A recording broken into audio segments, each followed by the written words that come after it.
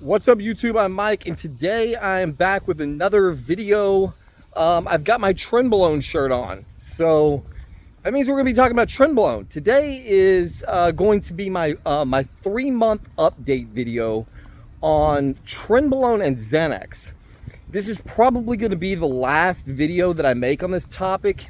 I think even the haters would agree that there's really no point in continuing to check in on this, because if there's going to be any negative effects from my proposal, from what I'm doing, they're not going to come until I cease taking the Xanax. So checking in monthly, I think at this point we have plenty of data to work with. So if you remember, about 3 months ago, I decided to do something that many of you thought was very crazy. I don't know. I met with a lot of resistance. I decided to try to offset a lot of the anxiety that I was feeling in life in general, and when cycling large amounts of anabolics, by going back on a drug that I have used successfully many times in the past, and that is Xanax. I started out with the smallest dose possible, which was 0.25 milligrams, or the smallest dose that would give me the needed effect. And many of you in the comments said that I was making a huge mistake, that I was getting on the mind erasers, and they were just going to destroy my life the way they have destroyed so many others' lives. Many of you suggested that I would experience very rapidly something that's referred to as dosage creep, which is where you start off using a drug that's very psychoactive, like a benzo, and you start off at 25 milligrams, a quarter of a milligram a day, and you feel like, oh, this is great, everything's going good, feeling awesome, getting all the effects that I want. And then what happens is, see, I don't have my sunglasses today, so this is gonna be really annoying. My fucking sunglasses are in the car with my wife. Nevertheless, so you start at a quarter of a milligram and you're getting all the effects that you want, but then you find that over time, in order to continue to get the same anxiolytic effect, you need to take more drugs. So next thing you know, you're taking a half milligram, then a milligram, and it just gets out of hand from there. Typically what precedes this dosage creep, in my experience, is that you start off taking a quarter milligram a day, so you take it in the morning, and then that works pretty well throughout your work day. And then you get home and the kids are bouncing off the walls and the wife's nagging you about all the fucking things you need to do in the house, and you go, I can't take this shit. And so you add another dosage later in the day. Now you're maintaining a higher level of drug in your system. And what happens really, in my estimation, is that the drug rapidly moves from a therapeutic, where you're getting a desired medicinal effect. It's reducing an excess amount of anxiety. And it moves from that realm into what is really nothing more than an abuse situation, where you are using it as a crutch. So rather than having something take a little bit of the edge off so that you can otherwise cope on your own, you get into this situation where you're no longer coping, you're just completely propped up on the drug.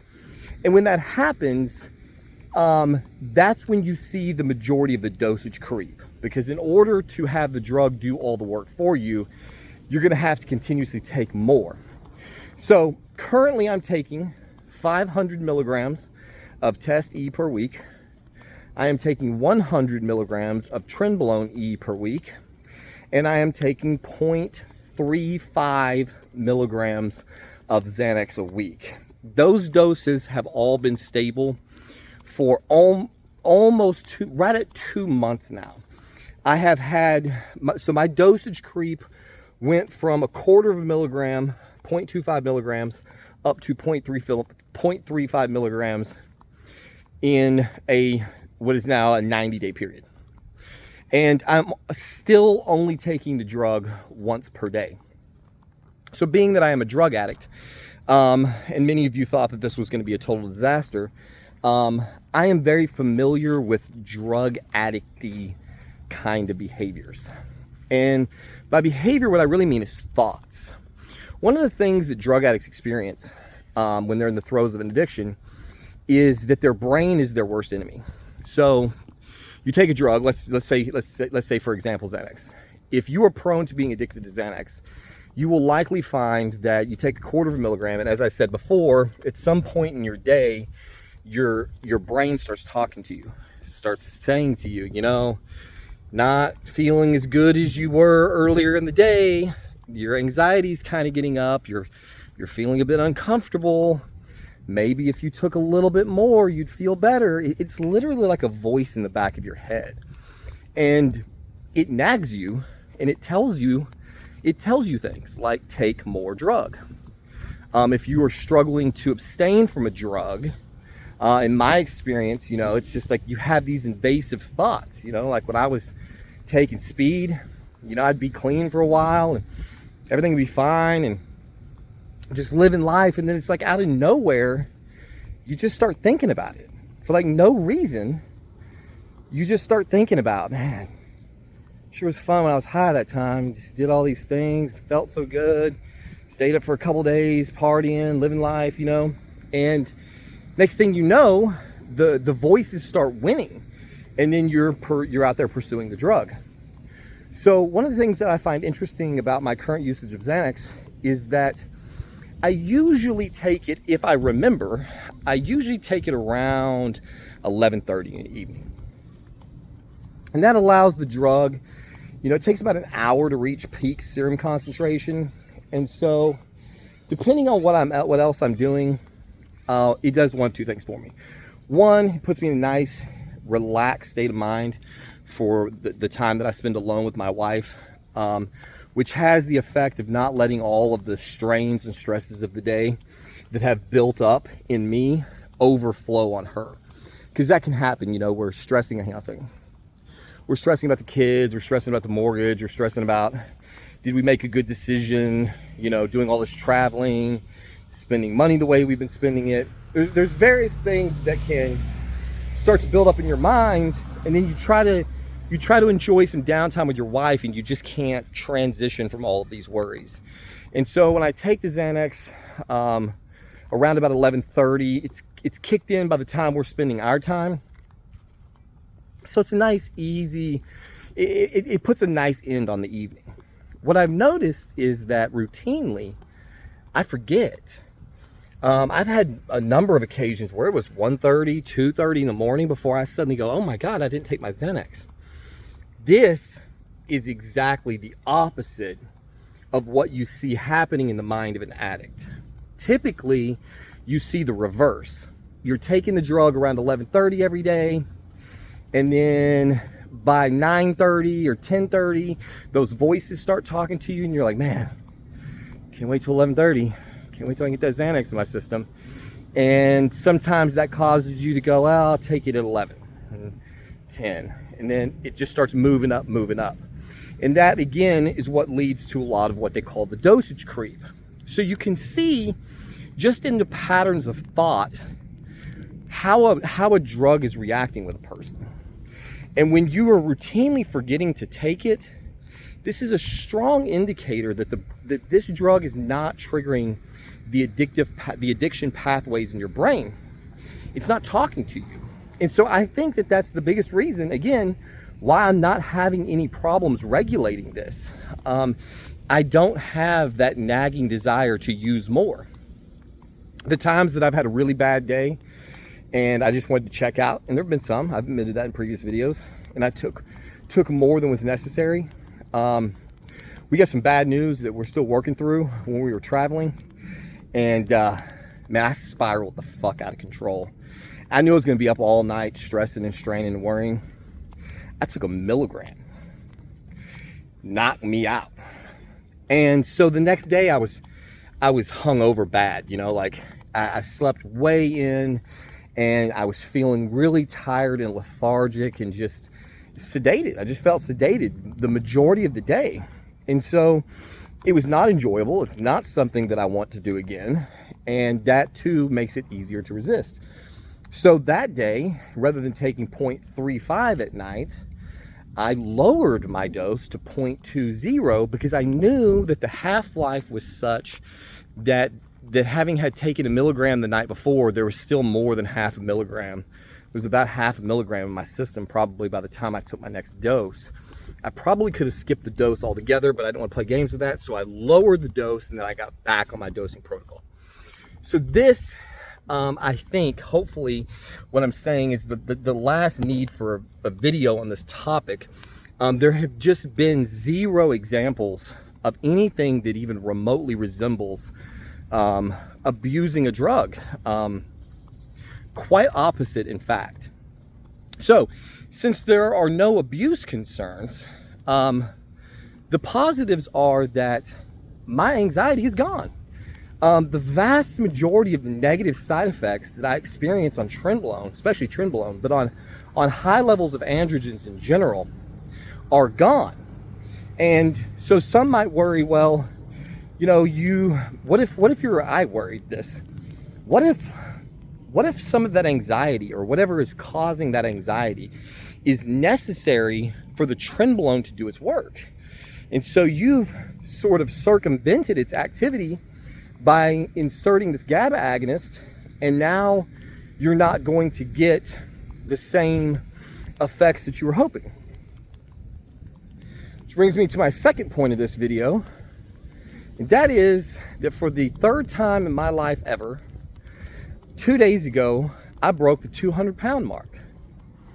And I cannot tell you how excited I am with that news, because this is the first time in my life I have gotten over 200 pounds without trying really, really hard to do it. If you remember in my video, my last cycle video, I said that I was done with the bulking basically. Like I was just going into a maintenance phase. My workouts were going to resemble something just designed to not lose the tissue that I had and to maintain a nice, healthy aesthetic. So I have not, for the first time in a very long time, I have not been consciously eating in a calorie surplus.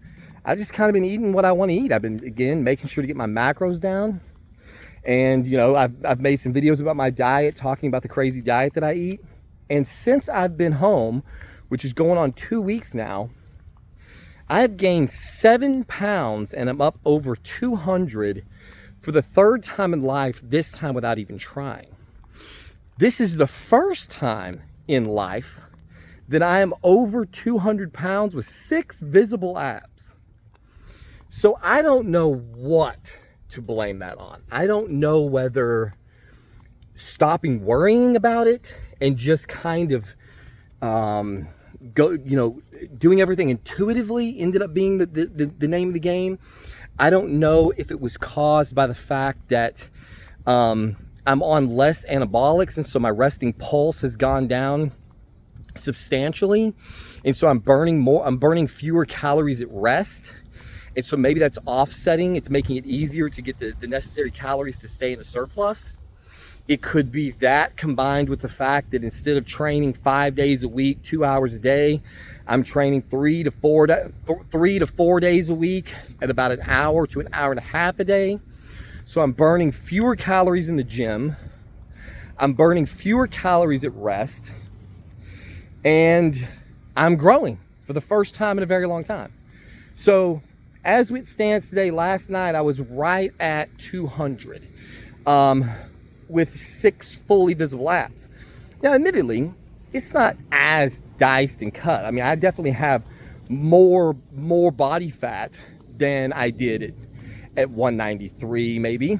But regardless of what it is, I have struggled immensely trying to force feed myself as many calories as I could get and still not be able to get over the 200 mark. So having had done it without even trying is pretty shocking. One of the other things I think is possible, I guess, is maybe the growth hormone finally turned into some actual tissue gains. You know, they say that it takes the growth hormone's not terribly anabolic. It takes 6 months for it to really do anything because it first has to create these satellite cells, and you get satellite cell proliferation, and then that creates new muscle tissue, and then you actually have to grow that tissue and then kind of inflate that tissue. And so maybe what's going on here is that this is just the kind of GH lag, that These are gains that were inevitably coming anyway. It just took, you know, 6 months for the GH to really do its job in my system. I don't know exactly what the reason is, but I'm not second guessing it. I'm just going to enjoy it. So as it stands today, I'm up over 200. Well, I'm right at 200 pounds with 6 visible abs. So my home life is amazing. My ability to function with my children is amazing. My strength in the gym is amazing. I'm getting every single one of the positive effects that I have ever gotten from Tren with none of the negatives. I'm getting a full night's sleep. I'm not feeling that constant, never-ending sympathetic drive state where I'm just like, you know, just like totally on edge constantly. I'm not dealing with the same levels of road rage and general aggression. My wife and I have had some relationship challenges in the last week, which I'm going to make an entire video about.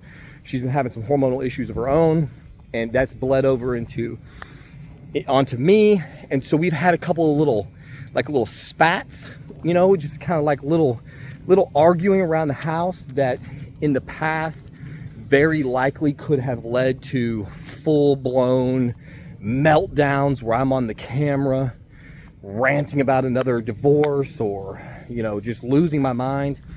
And since I started taking the Xanax, these kind of reactions are just not occurring. So as I said in the previous video, what I'm trying to do here is to create a cycle that truly optimizes all of the facets of my life. I want to have the aesthetic that I'm looking for. I want to have the performance that I'm looking for in the gym. My strength is phenomenal. Now, am I as strong as I've ever been? No. But admittedly, like I was saying in the previous video, I'm at probably 80% of my 1 rep max 4 days back in the gym after a two-month break. So basically every conceivable metric except one so far, and we're going to get there, has fallen into line with this cycle, has fallen into line with this somewhat unusual combination of drugs. So am I advocating that everybody run out and get on Xanax? No, I'm absolutely not saying that, because I know that some people are very, very sensitive to it. It is an addiction trigger for some people in the way that opiates are for some people, and in the way that uppers are for me. So if you are prone to, you probably know. I'm definitely not saying that this is good for everyone. None of the things that I do have I ever suggested were good for everyone or really anyone. But they have been very, very good for me and for my family. And so that's what I'm here to report on. So it seems like there was one other thing that I wanted to touch on in this video. The cycle's going great. The gains are obviously there. The Xanax is taking away all the negatives. The dosing protocol has been phenomenal. I'm not experiencing the Tren sweats or the excessive aggression. My sex drive is still very strong, but my wife and I are keeping it to a manageable level. We're only having sex 1 time a day instead of 2. Cialis has definitely kicked in and given me the performance that I like to get from that. I mentioned before, I like to have total control in the bedroom. I want to be able to go as fast, as deep, as slow, as whatever she wants for as long as she wants.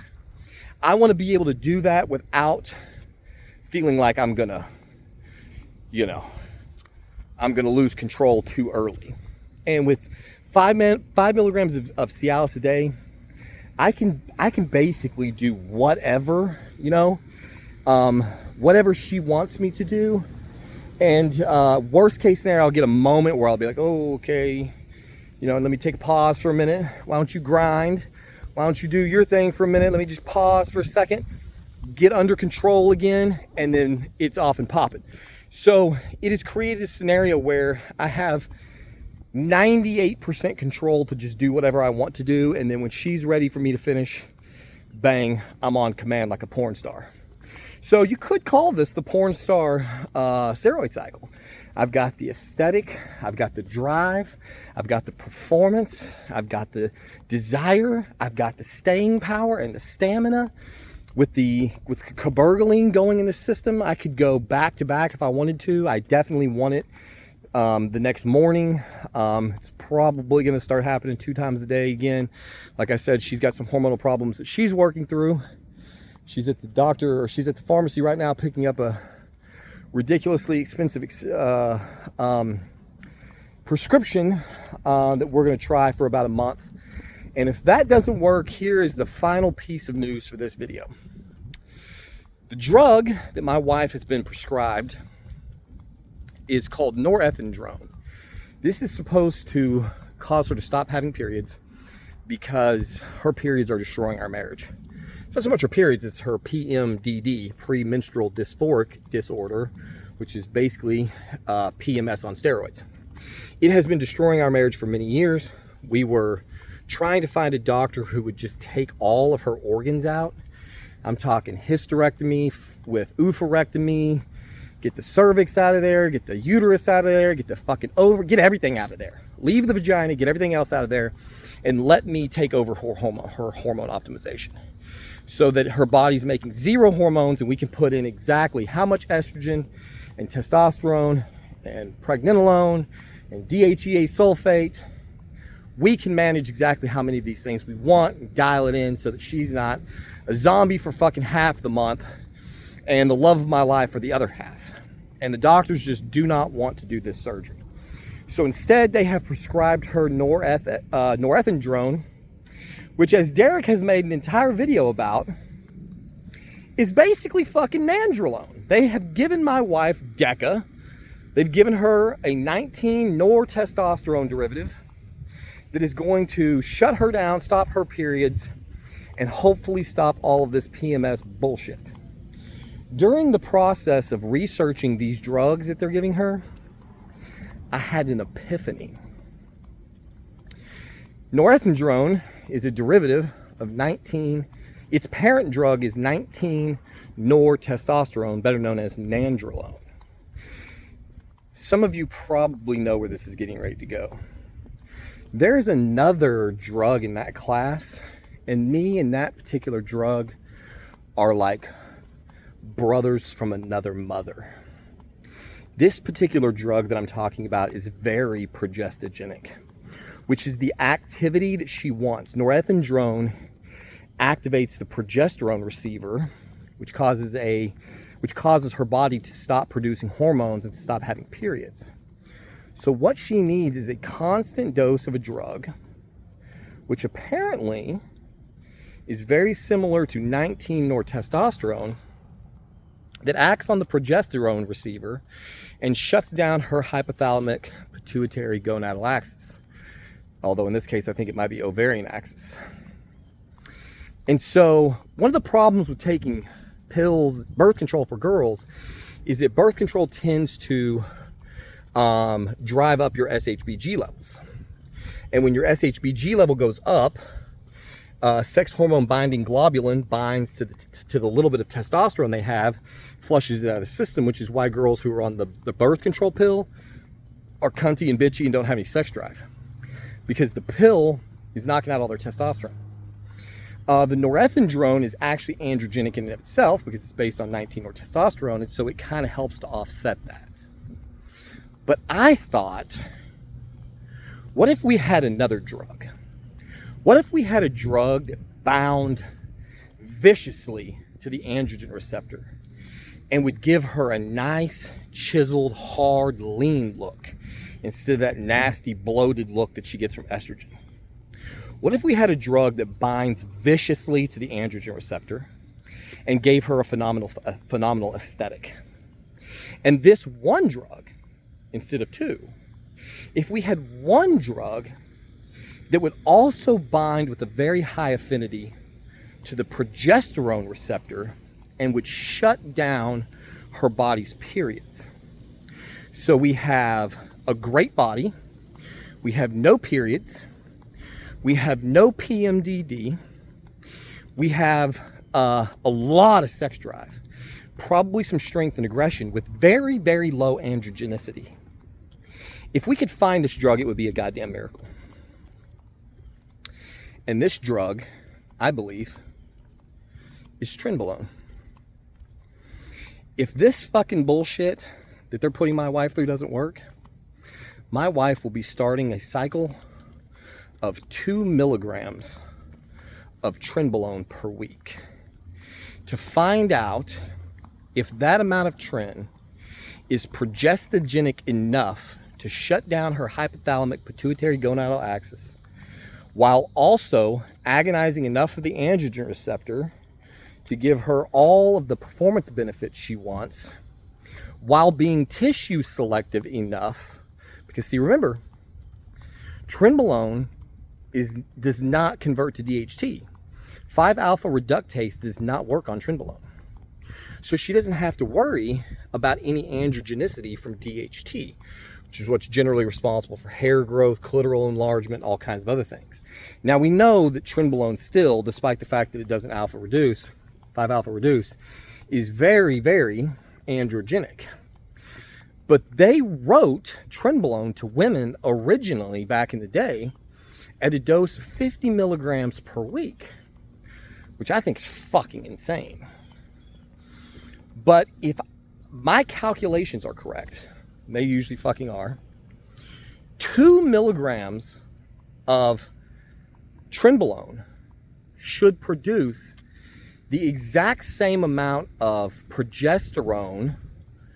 It should bring her progesterone levels up to exactly the same as what the norethindrone does, except it's not going to cost us $274 a month for this fancy little fucking patch that this doctor prescribed, and it won't have me having to pay for this doctor who doesn't know what the fuck she's talking about to do one dumbass thing with my wife's body after another, telling us, no, I will not ever give you testosterone, and then turn around and write a fucking prescription for 19-nortestosterone. Because she's too stupid to know what the fuck she's actually writing. So, we're going to try this patch for a month. But if there are any ladies in the audience who would like to do a little experiment with me, then get in the comments below and let me know if you'll be willing to trial 2 milligrams of Trenbolone per week and see what kind of effects we can get. Because if this works, or if there's anybody out there who's tried it, any ladies who might be watching this video who've taken Tren, can you tell me what effects did it have on your period? How much did it take to androgenize, to virilize you? What was your experience of it? I think from studying the pharmacology that if 2 milligrams produces as much progesterone as I think it will, that we could have a miracle fucking drug for women that would be a performance enhancer and a birth control pill all in one, and it's cheap as dirt compared to all of the bullshit that you have to get from doctors, and would not require any doctors observations or help, because obviously you're not going to get it from them anyway. So you could save all the money that you waste on these dumb fuck ass doctors, and all you would need to do is monitor your own blood work and make sure that everything's in line. So stay tuned, because I have about no faith in this doctor and her prescription, and if it doesn't work, that video is going to be coming up soon. So look for, in the near future, my wife has started Trenbolone to show up in my playlist. As I was walking up the hill, I see her coming in the truck, so I'm going to go get my sunglasses and cut this video short. This is the last time I'm going to talk about the Trenbolone and Xanax compound. For me and me alone, it has been a miracle drug combination. I could not be happier with the effects. It has improved every single facet of my life, and I'm only taking 0.35 milligrams per week. So if the day should come that I have to taper off of it, even those of you who've abused it know that at that dose, one time a day, I mean, we're talking a couple of weeks of tapering at best, and we'll be all the way back to normal. So it seems like I might have found truly the best overall steroid cycle you can make, along with the fact that it put me at my target goal of 200 pounds lean. So there you have it. Thank you for watching, and as always, we'll see you on the next one.